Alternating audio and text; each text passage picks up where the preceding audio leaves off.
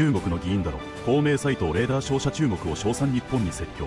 公明党サイト代表が1月5日の仕事始め式で中国のレーダー商社について自身の見解を示した。中国との関係も大変心配をされております。中国は例えばレーダー照射問題につきましても王毅外相が世界各国を回ってその中国の立場の理解を求める行動をされております。日本はどうかと言いますと、どうもそういう努力が国際社会の理解を得る努力が足らないのではないか、そのようにも思います。これにはネットも中国共産党ですか？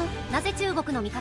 公明党は中国共産党に媚びを売った方が得だと判断した。30分照射してどうして中国が正しいのか？さらに斉藤代表は与党に戻りたいと吐露している。神戸市の党会合で国民の信頼を勝ち得れば再び与党として政策実現で力を発揮する、そのことを目指して再出発したい。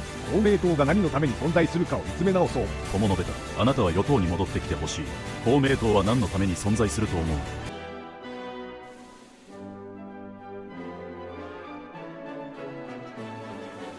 是早苗，你给我听着！台湾是中国领土，铁证如山。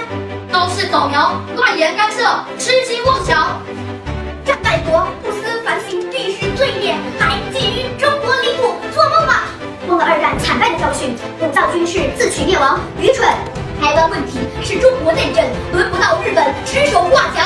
要是改变红线，必遭媒体反击。一个中国原则是国际共识。你的错误言论让日本更卑劣无知，违背外交承诺，破坏中日信任，高市早苗只会拖垮日本的未来。